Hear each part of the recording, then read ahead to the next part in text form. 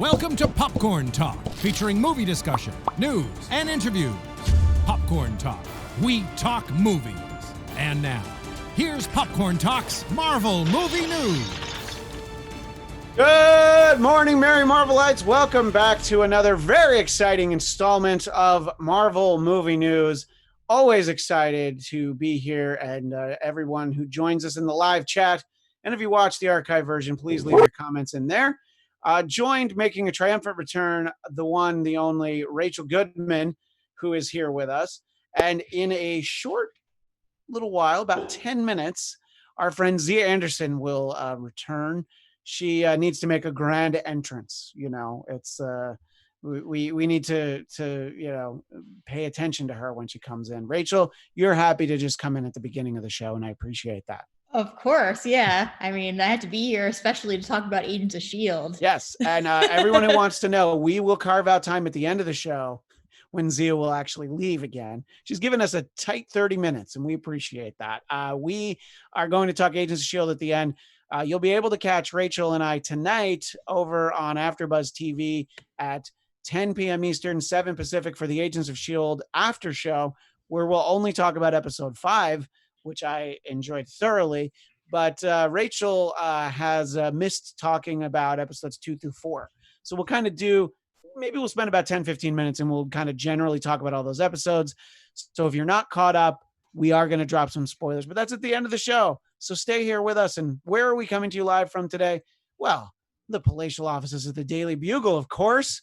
And make sure that you subscribe to us on iTunes at Marvel Movie News. You can find us at youtube.com/Popcorn Talk Network, and follow us on Twitter at Marvel News PTN, at the Popcorn Talk. Our pal in the Starjammer, Colt Bedeau, does most of the maintenance over there.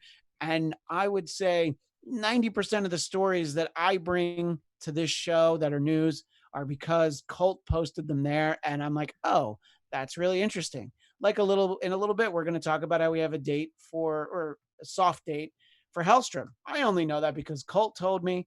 And if you're wondering, Zach Wilson still away. Right now he's on a deadline. He's trying to finish a big feature for the Daily Bugle's Sunday magazine. But Robbie Robertson told him he could have the week off again. We'll see him soon. But I don't know. We don't really need anyone else. Rachel and I, we can handle all of this. But I wanted to start with the fact that Black Widow was trending last night. And man, when a movie is trending at this point, there's only one thing I can think. Canceled. Now when's that one coming out? Is that like November 2021? But as of right now, still scheduled for November 6th. That's still a little far out for anybody to feel like they have to move it. So it was basically people were saying that it started trending because it was a lot of, hey, which of these movies are you excited about? I think most people, maybe movie studios, theater owners, wanted everybody to say Christopher Nolan's Tenet because that's the first big release that we're going to get, I guess, at the end of July. So, Rachel, did you see that? And did you have the same concerns about poor Natasha that I did? Yeah, I was waiting for them to move it. I mean, we know that Eternals is not coming out now until February 12th, 2021. When I saw that Black Widow was trending, I immediately took to the interweb and literally, I tried to find anything that was, maybe updating the release date, but no, it's, from what I can see, just like you, Christian, it's still November 6th of this year. I'm starting to get a little worried though, but I hope that they do stick to that date, especially with things reopening. Yeah, and look, movie theaters are scheduled to reopen, in various places, but it seems in most places by the middle of July. So somewhere in the next month, a lot of movie theaters are going to be open. Christopher Nolan really wants that movie to come out in July for some reason, and they're inclined. Look, you got to put something. It's a lot of what's scheduled are those sort of, special, one night showings through that company Fathom Events. It's like you can see the Blues Brothers, or I think one of them is Airplane. I remember the comedies, but there's a bunch of other ones. And so people are, gearing up for those sort of releases to kind of ease people back into the idea of going to the movies. Now, Rachel, I know that this is not why you weren't here last week, but because there aren't drive-ins open at 11 a.m. But you actually went to a drive-in, much as I did about a couple months ago. Yeah, I actually went last week on Thursday. Yeah, and just not during this show. No, not during the show at night. But what I was going to say is that a lot of movies now, I went and I saw this movie called The Rental, which Dave Franco was the director. Alison Brie was one of the stars. But the whole thing is that they are now starting to do releases and premieres at drive-ins. So I'm almost wondering if that's, if movie theaters, like I know that they are starting to open, but there may be a spike in cases. They may not be able to open eventually. Who knows? Yeah. We don't know.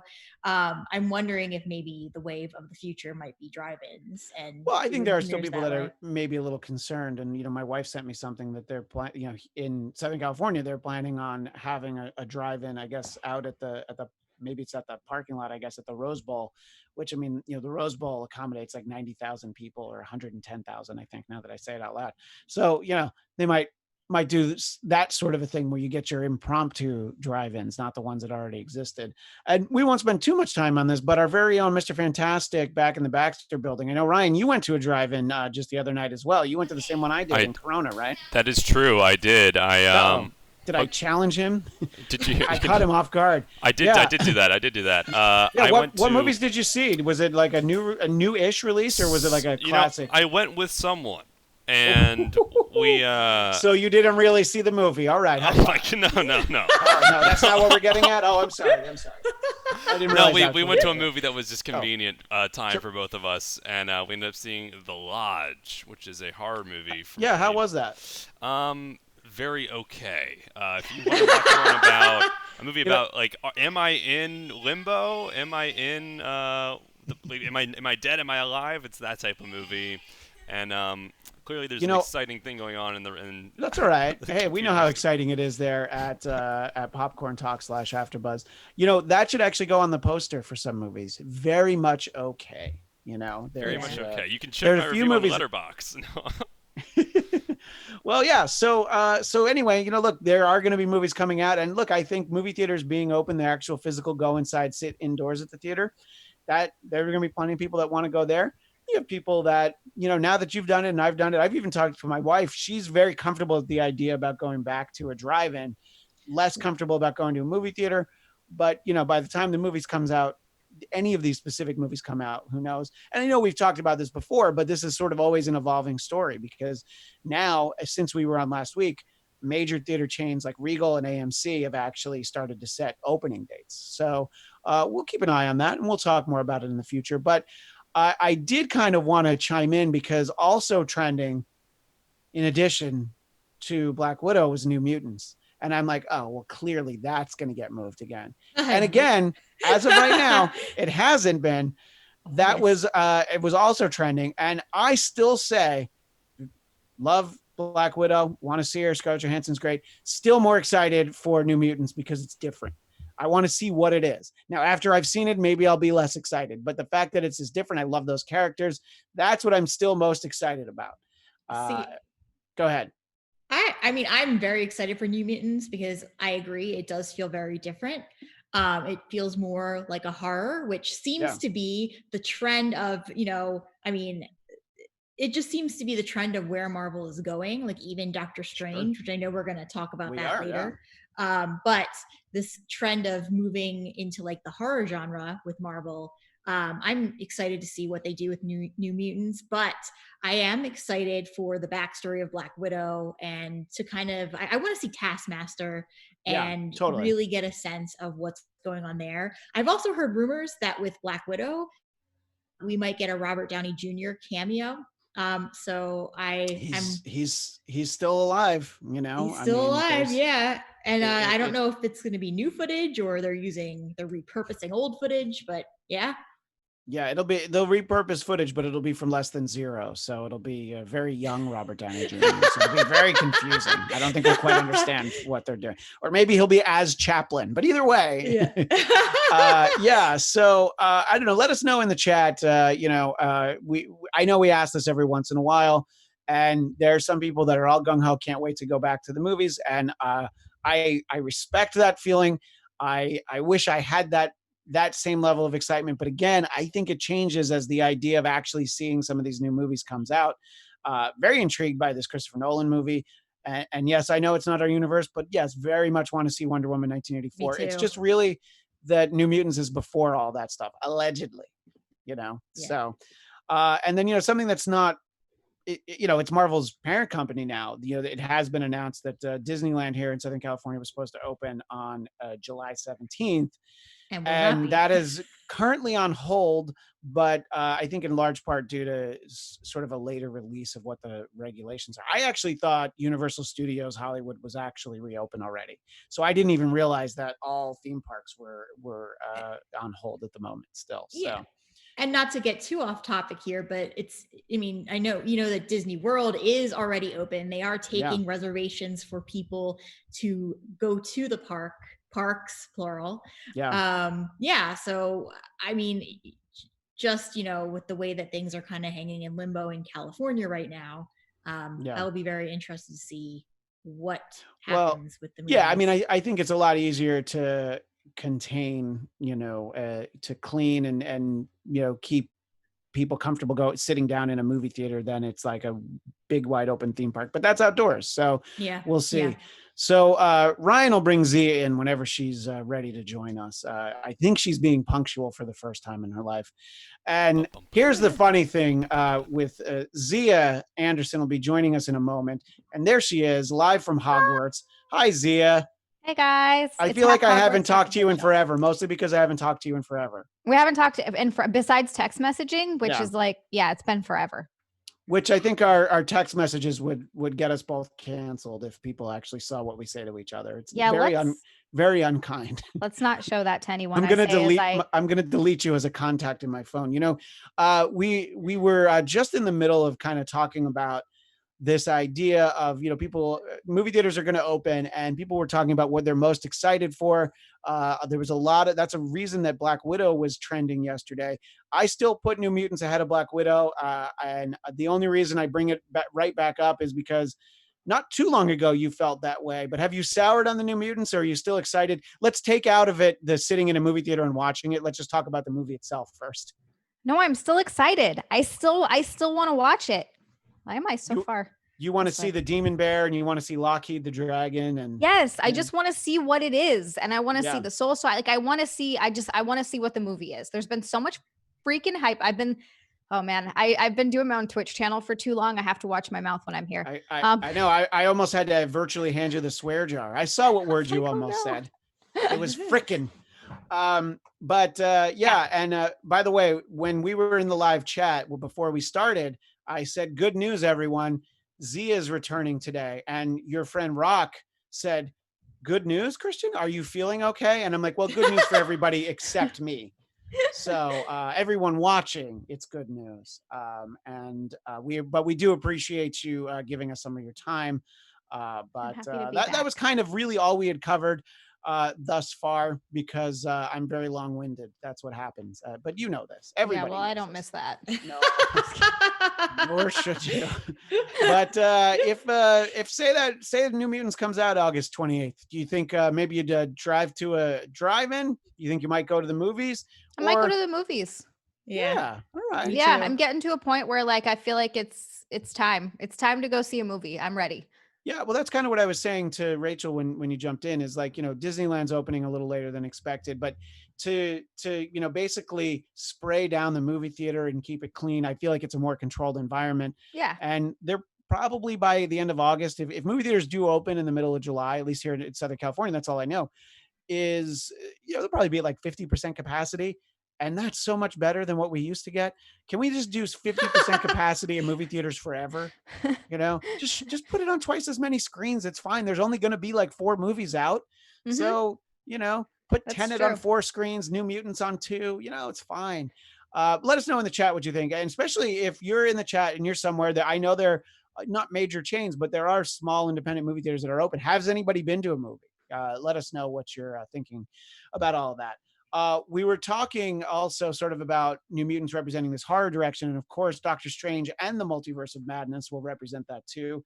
And the beauty is that people just talk to Bruce Campbell about it because Sam Raimi's directing it. And I also think because everybody's trying to get him to admit that he has a role or a cameo in it. Yeah. So he didn't do that.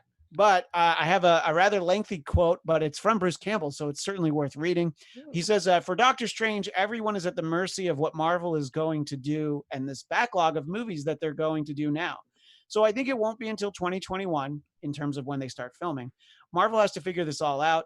They have to figure out what movies they are going to do next, what movies they are going to delay, what movies they are going to SHIT can. Bruce Campbell, needing the swear jar himself, what movies they are going to advance and speed up, and how the marketplace is ever fluid. Yeah, I mean, I think that they've sort of bought themselves a good 6 extra months because of the delay of Black Widow and the sort of domino effect of that. But very excited about whatever that is. That's another one though, Zia and Rachel, obviously, that we don't really know what that's going to be because we're told it's going to be kind of a horror feel. Yeah. And Rachel, what do you think about Sam Raimi being the guy behind the camera? I'm a huge fan of anything Sam Raimi does, so I am excited for this. I know we're going to talk about, a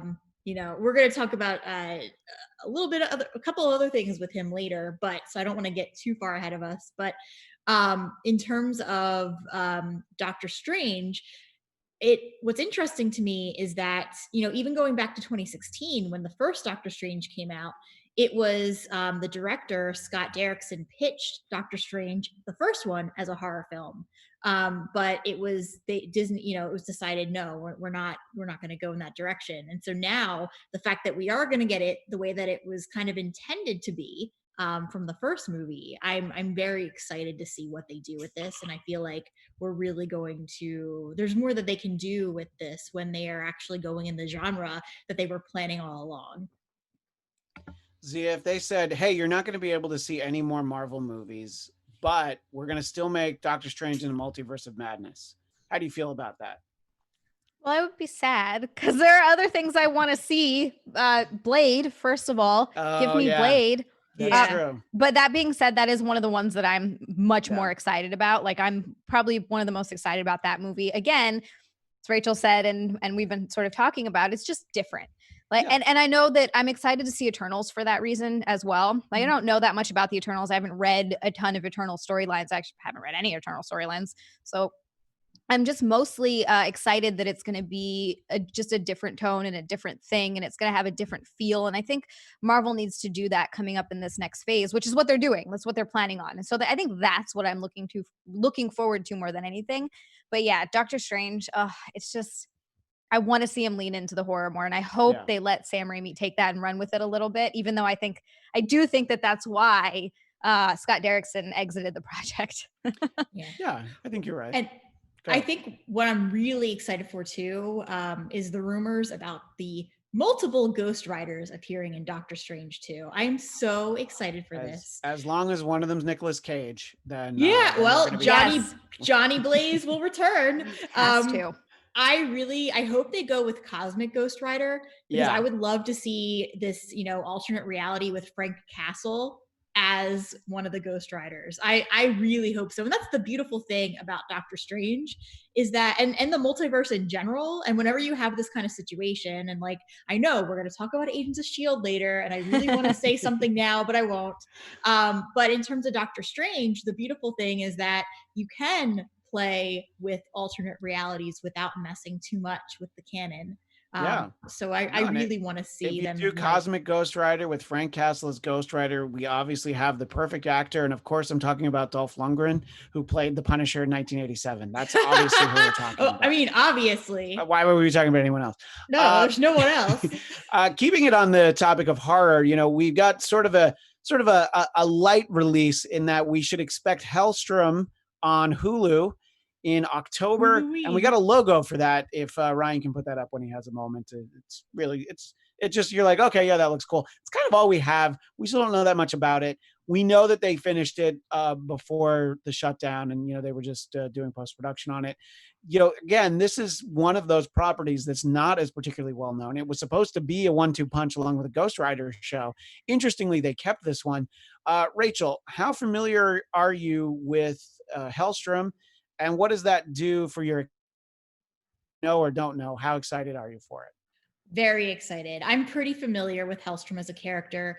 For anyone who's watching this who isn't familiar, he's been around since 1974, so this is not a new character by any means.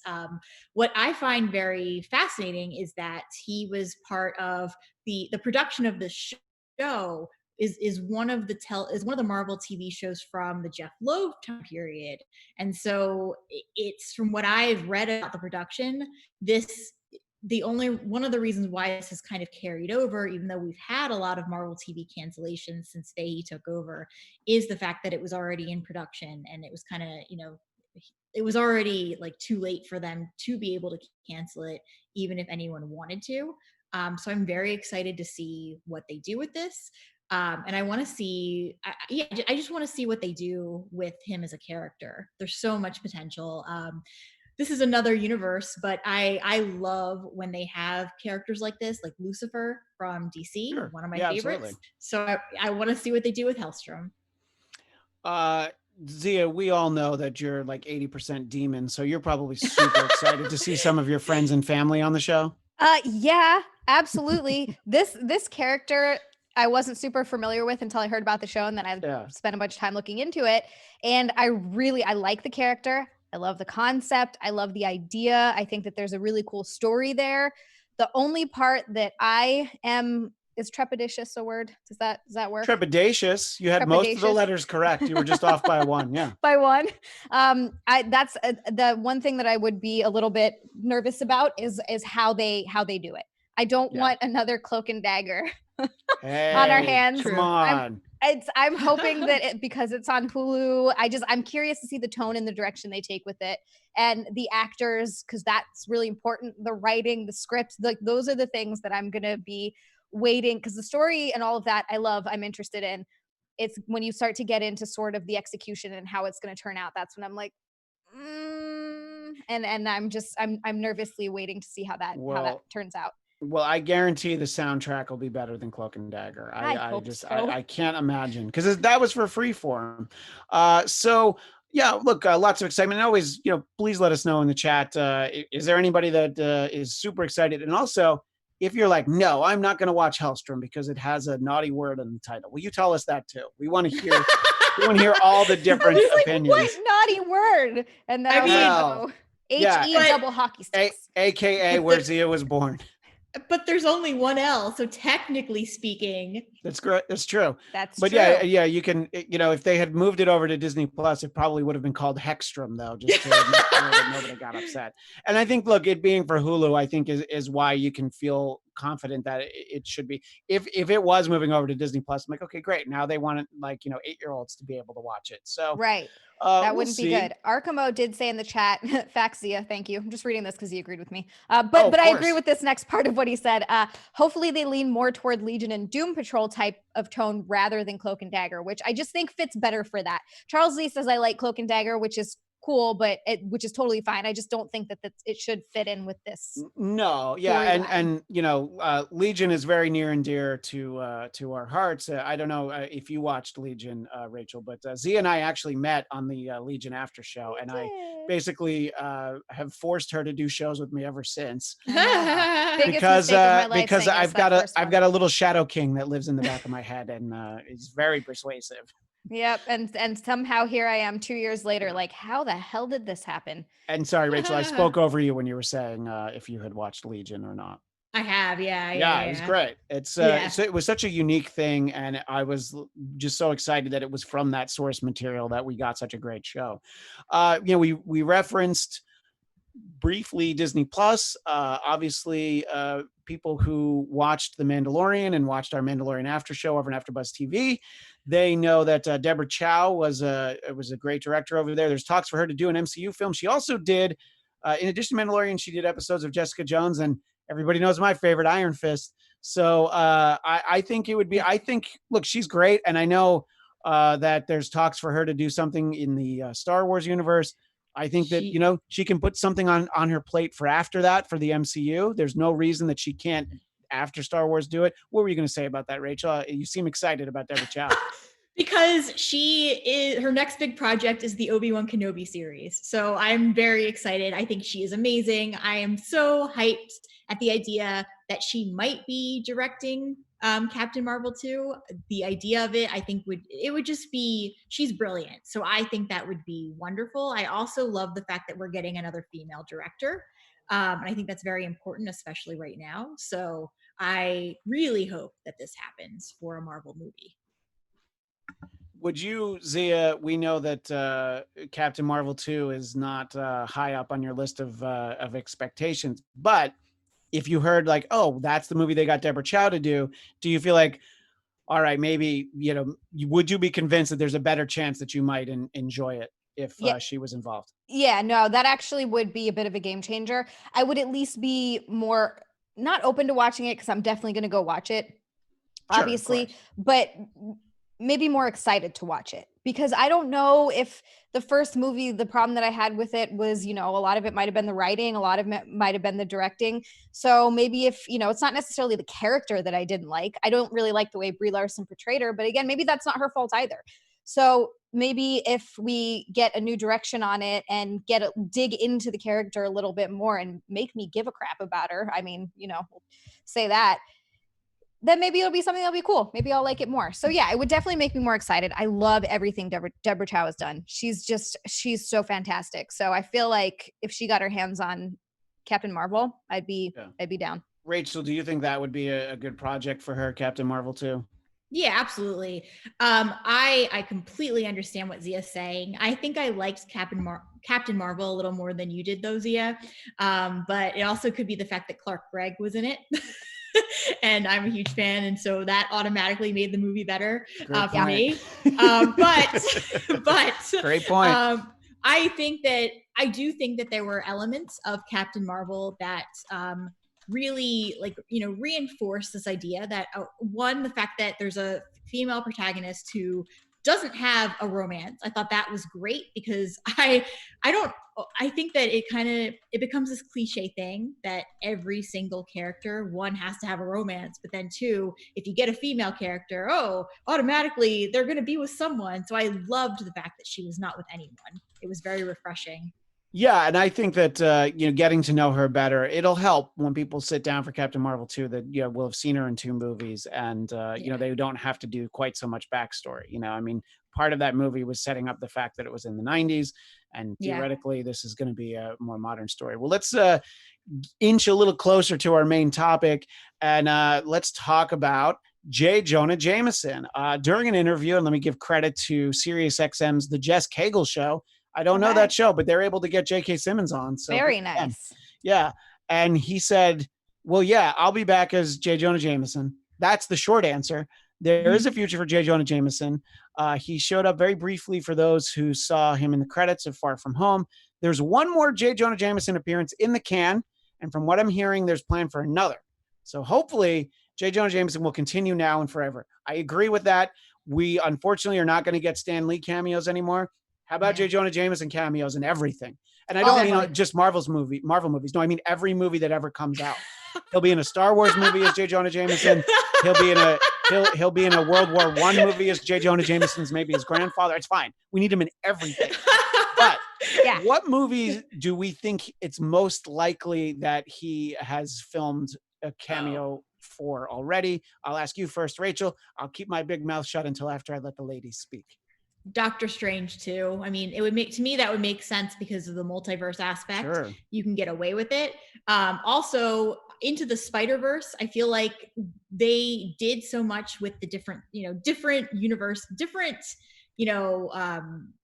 like the different multiverses, and how you could have kind of like what they do in DC.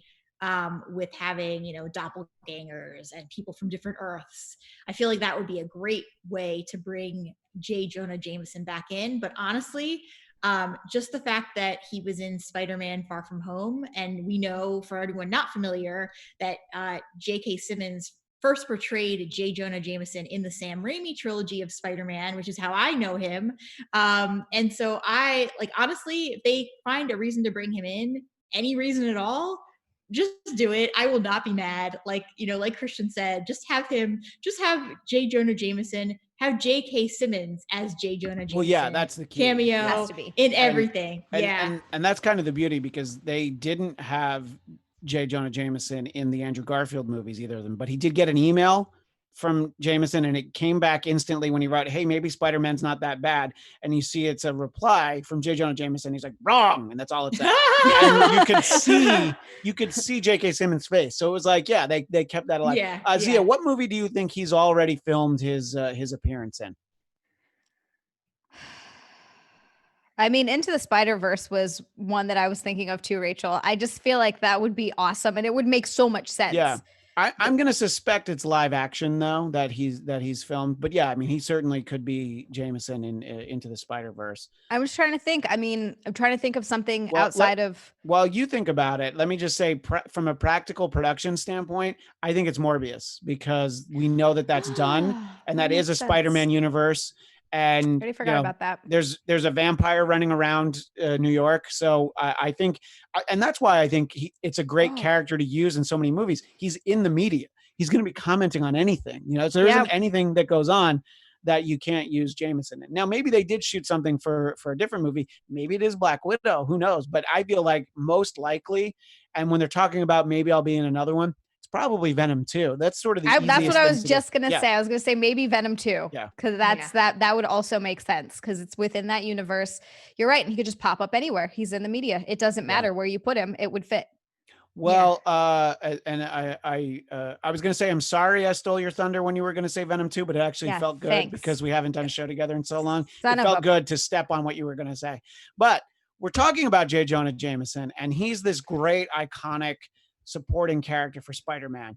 And we want to talk about some of our favorite supporting characters. And I had to kind of put a little caveat on here. This is non-costume, but also non-powered, non-costume, because I'm saying not Tony Stark, but maybe you want to pick Happy. That's fine. So, like Hawkeye technically doesn't have powers. So I'm not talking about those guys. I'm sort of talking more about your supporting characters. And Zia, since I didn't do a good job of letting you talk last time, why don't I let you go first?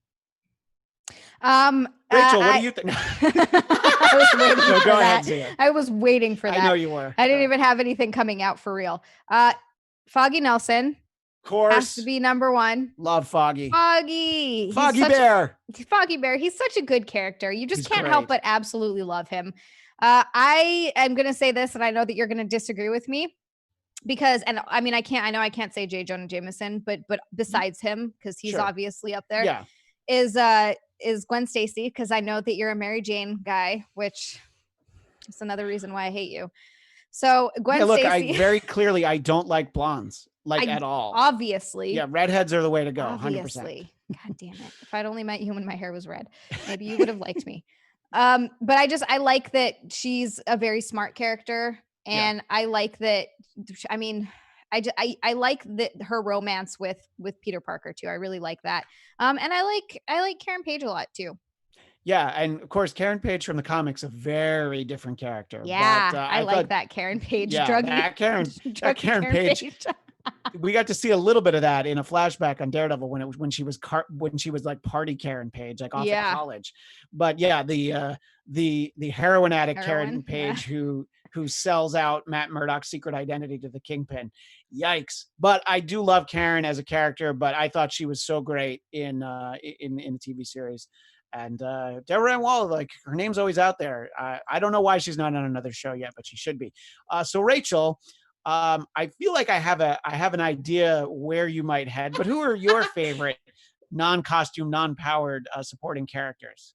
I'm gonna list 4 because I think my 3 don't really count because they're not supporting. Okay. my 4th one is Darcy Lewis from Thor. Oh I feel like she's very smart, always ahead of the game. And I also really love Kat Dennings as an actress. Yes. So I would say her first, and she feels supporting to me. 100%, yes. But the three people that I first thought of when you asked this question, Gemma Simmons, who she is not supporting, but she is, she doesn't have any powers, no costume. At least not yet. At least not yet. Yeah. There's And Leopold Fitz, same situation. Yep. and then Peggy Carter, same situation. Oh, no, Clark Gregg, because he's a lead. Well, that's why you can't pick him. And technically, he's an LMD now who has powers, You're so right. I can't pick He's him super anymore. strong. Yeah, but otherwise, I would pick him. Yeah.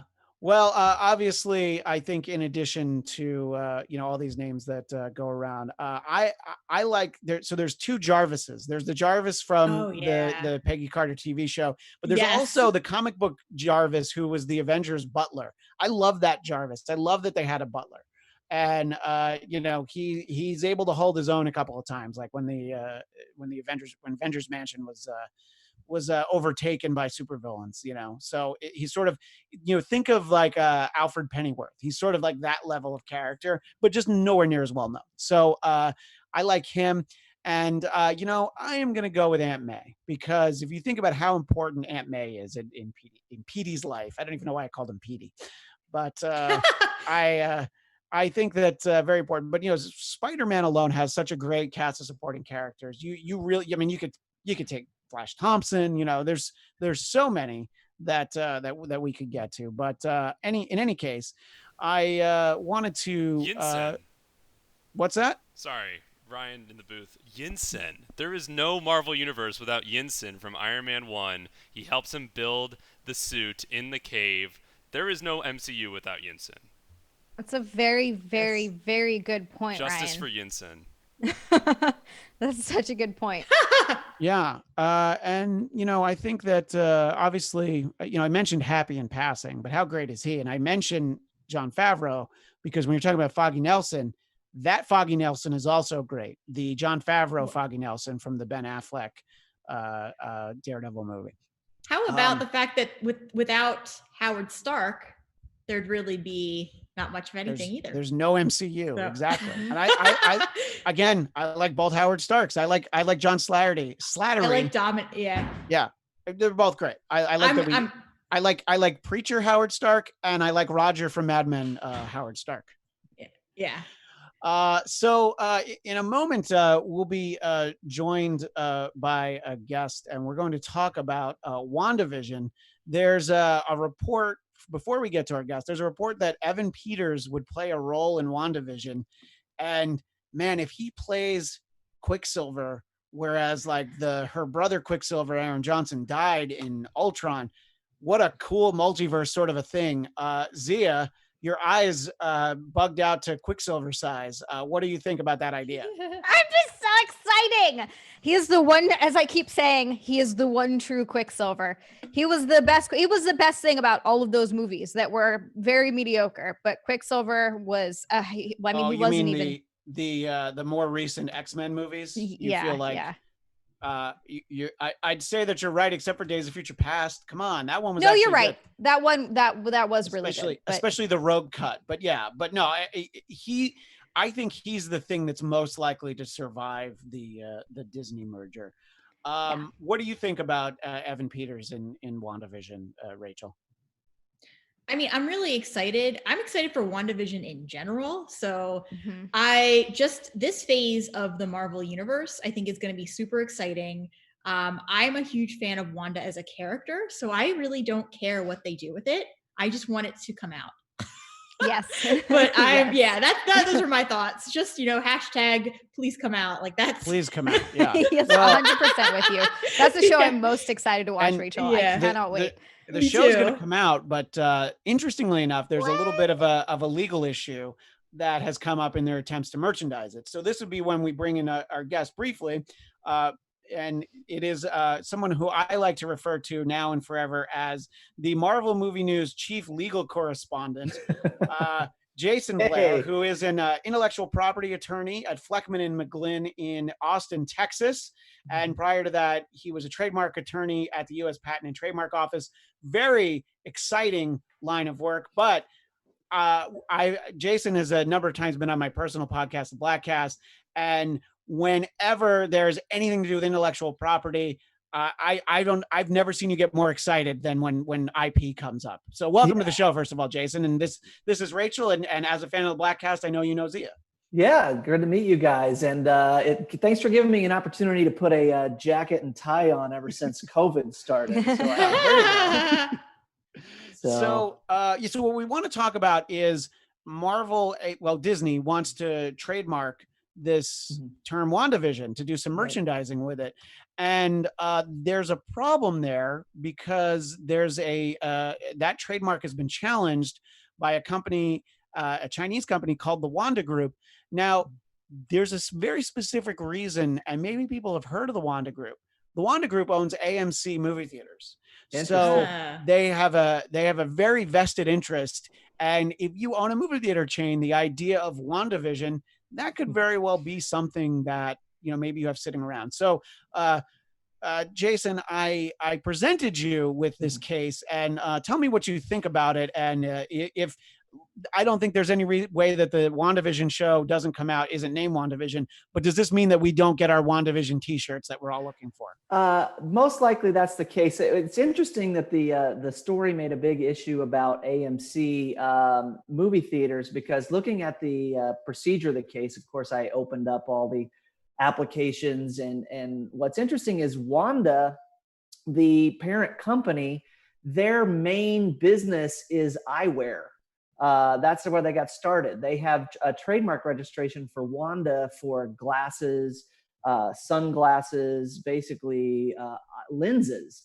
And so if you kind of think about WandaVision, that's, I think that's very interesting. Less so, I haven't seen a lot of talk about the fact that they also are the parent company of AMC Theaters. So this eats right into Disney's plan to acquire lens crafters and rename them all WandaVision, right, to promote the series. Exactly.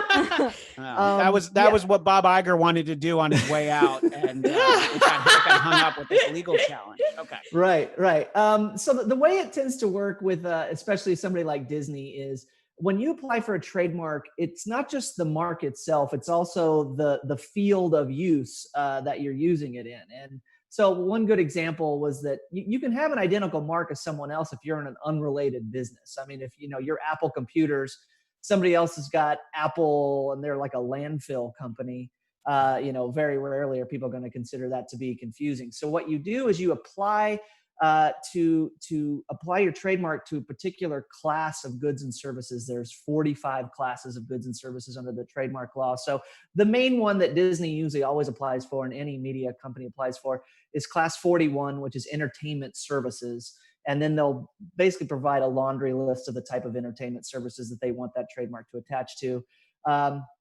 Also, class 9, which is sort of entertainment products, like your DVDs, your videos, your downloadable things that you purchase. So, but those have actually not been approved yet. They're still sort of making their way through the application process. But what Disney does is they will also go ahead and, if depending on whether they think it's going to be a big seller, apply for the mark in a lot of different classes too. So class 28, which is the one which is in the story, that's it's like sporting goods, recreational equipment, balls and playground equipment, things like that, like kids' toys are in there. So obviously the action figures and things like that. And then also class 25, which is the clothing. And the only one that has actually gone through the whole process at the Patent and Trademark Office and been granted approval so far is this class 28 application for toys and action figures and stuff. When they approve it, anybody can, there's a 30-day period at which someone could say, well, we intend to challenge this mark. And so during that 30-day period, the Wanda Group has basically filed a notice that they intend to challenge the mark. They haven't actually presented any formal complaint yet, or given any kind of reasoning as to why. They've just basically given notice to the court that they will be challenging it. So what the arguments are, that remains to be seen. But just kind of looking at it, you're just sort of, well, they own a registration. for, like I said, glasses and eyewear. Wanda has also applied for things like clothing and things like that. So I don't know if they're necessarily going to challenge the Class 41 application for the TV show for the entertainment services. But it could definitely be a problem for them if they want to get into, even if it's like kids' sunglasses or eyewear. Right. Well, let me. So odds are there. It doesn't seem like there'd be any reason that the show wouldn't be called that. It seems to really be more merchandising. And when it's a Chinese company in a U.S. is that a U.S. court that decides it? Is it a Chinese lawsuit, or how does that work? Because it's an American company that wants to do it, right? Yeah, this is in the United States. So the Chinese company, they have their trademark based on use here in the United States. They probably have various trademarks in other countries too, but trademarks are just national. So in this case, they're challenging the U.S. application. I wouldn't be surprised if Disney's applied for WandaVision in a lot of other countries as well. And that's always just, its own ball of wax there too. So that this could be something where they're challenging it in the U.S. courts. They might challenge it in China if Disney's filed there. Well, go ahead, Rachel. No, just a quick question then. So theoretically, if they stick with the Class 41 as WandaVision, which sounds like they can they just change their name for the separate field so that they can file, a trademark on?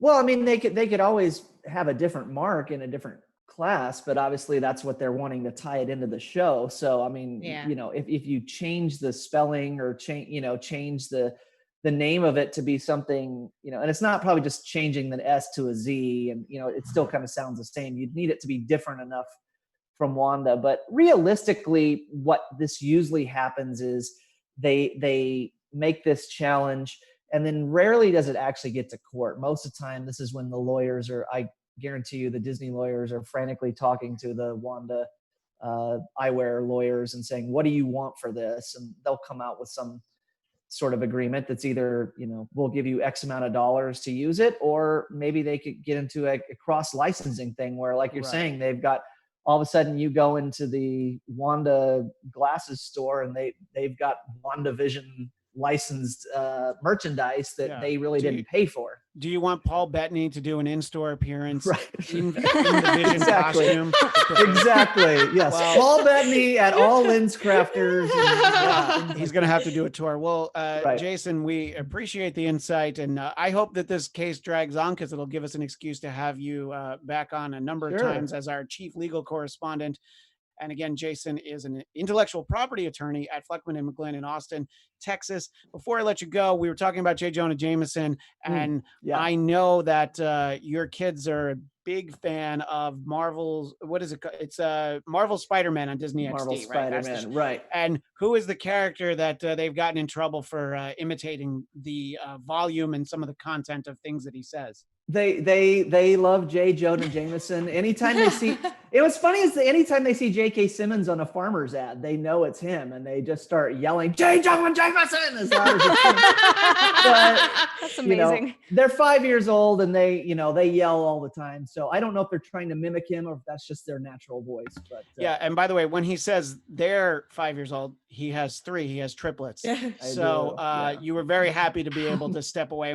I saw one of them running behind you, by the way. Yeah, there's always action here. We almost had one of those viral moments. Anyway, Jason, thank you for your time. I hope there's more legal expertise to have you back on, but we appreciate it. Don't follow him on Twitter at Jason P. Blair because he never tweets, but he's there. So you can look for him if you would like. Anyway, thanks again, Jason Blair. Thanks. And Zia, I know it's also, you're about to turn back into a pumpkin. So Zia, thank you so much for coming back. I hope that we're able to see you most weeks coming up. We've got so much fun stuff to talk about. But if people want to keep in touch with you, where do they find you, Zia Anderson? Twitter and Instagram at Zia_land. It's XIA_land. And check out my Twitch channel, twitch.tv/ZiaLand, just XIALAND. And that's a fun time because we play video games, eat food, and drink coffee. It's a fun stream. So come hang out. Give us one snack that you've had on there recently that was really good. Ooh, I had these jalapeno popper cheese puffs that were, I think by Hers was the brand. Holy deliciousness. I already ate the whole thing. I think hers is a brand that's very popular in Pennsylvania, where Rachel's from, because I see those in Wawa all the time. I've been to the Hearst factory. Of course you have. That's why we're all here. Rachel. Anyway, Many times. Zia, thank you so much. We'll hopefully see you next week. Yep, we'll see you next week. Rachel, now that leaves us with, Bye, guys. unfortunately, only a Bye, few Zia. minutes, but I want to let you sort of decompress on up through episode 5. And keep in mind, tonight over on AfterBuzz TV at 10 Eastern, 7 Pacific on the Agents of S.H.I.E.L.D. after show, we're going to talk about episode 5. So you can see us, Tehran and Katie. We're all going to talk about that episode. But just sort of general, and I know you only have a few minutes, so I'll mostly stay out of your way. What are your thoughts so far on the season? Okay, so first of all, I have to say that season 7, episode 4, which was shot entirely in black and white, and I loved it had I know I said I was going to stay out of your way, but I loved it. Yes, and it was like Tower of Terror, like, you know, noir feel. I was like, oh my God, I love this. I love the fact that every episode they have a new title sequence, and that it always reflects whatever it is they're, you know, paying homage to. So episode 4 was definitely, it's going to be one of my favorites, just because I love that time period. I love noir. So I love the fact that Daniel Sousa is back.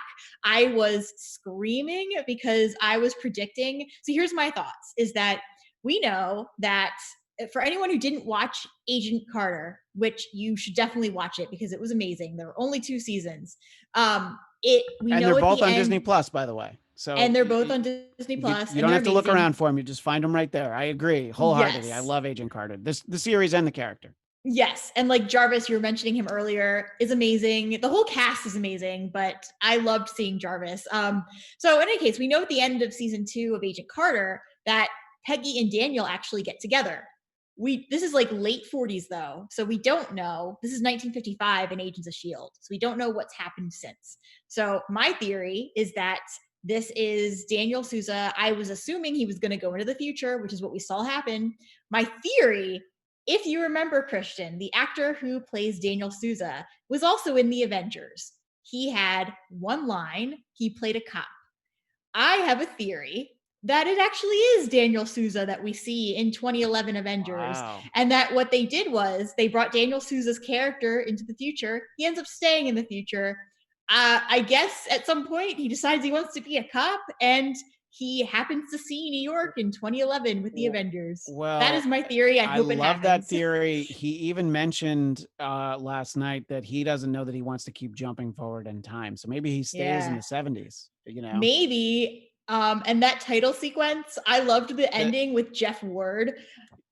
Like, it's such a great 70s. And I also love Enoch pulling up in the 70s car, you know. I love the whole 70s feel, but that film noir episode last week, it was one of my favorite things I've seen in a long time, to like stick with a black and white episode on network television in 2020. You know, I think is great. It's a bold choice, and I love the story. I loved Clark Gregg's narration. For something my wife's working on, we're actually watching a lot of film noir right now, so it fit into to some Philip Marlowe stuff that we had just watched. Yes. So the best genre. Yeah, I agree. My favorite anyway. Yeah. And I think that they've done so much fun stuff this season. You can tell they're really going for it. They're having fun. And it seems like, you know, the cast is getting to do fun stuff. You know, May is very different this year. You know, I mean, they're dressing her different. They're having her. The only way to get Melinda May to experience emotions is to force them on her, which I think is kind of a funny little wrinkle. The awkward banter she has with Coulson LMD. So and poor Enoch. We were talking about it on the after show last week. People were very upset that they kept leaving Enoch behind when they would jump in time. You know.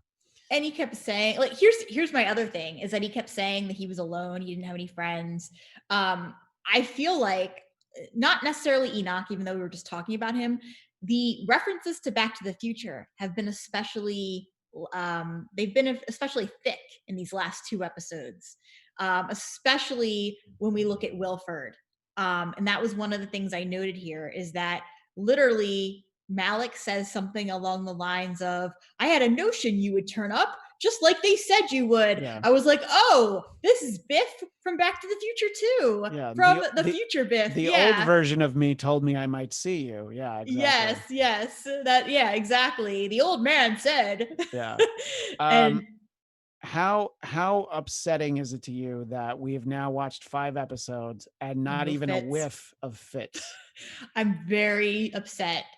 Here's my problem with that. I understand that Simmons can't be with him, but this is the last season. And just from a fan perspective, we're really not going to get Ian in this. I mean, for 5 episodes, At this is least. the last season. Yeah.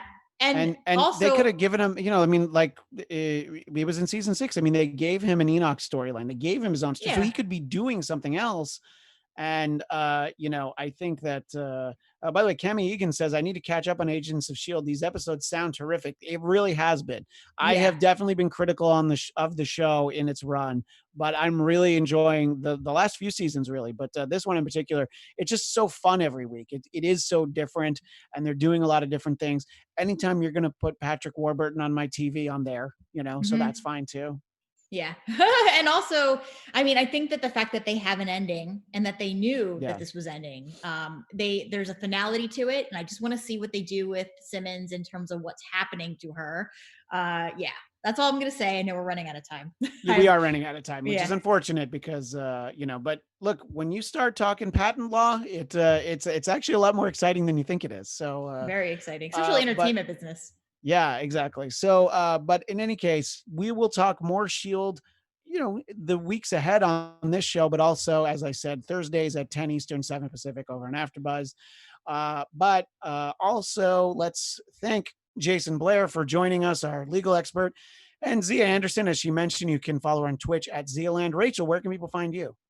2 different places. You can either follow me on my acting social media at Rach Goodman or on my writing social media at Rachel Radner, anywhere. Easy enough. And you can find me on Twitter and Instagram at ChristianDMZ. And of course, as I said on the Agents of S.H.I.E.L.D. After Show, Tuesdays, we have the Trump Report on AfterBuzz TV. And keep your eyes peeled because I'll be a part of the after show for season 2 of The Twilight Zone, which dropped this morning on CBS All Access, all 10 episodes. So I guess I know what I'm doing after I sign off. Anyway, thanks so much to everybody in the chat. I'm sorry that we didn't get you in to the show itself very much, but I'm going to spend some time looking at it now, and we will share some comments with everybody in there. So thanks again to everyone. Thanks to Rachel, Zia, Jason, and myself, and of course, Mr. Fantastic Ryan in the Baxter Building. That's all the time for this week. We will see you next Thursday. Until then, as the great Stan Lee would say, Excelsior! From producers Maria Menounos, Kevin Undergaro, and the entire Popcorn Talk Network, we would like to thank you for tuning in. For questions or comments, be sure to visit popcorntalk.com. I'm Sir Richard Wentworth, and this has been a presentation of the Popcorn Talk Network.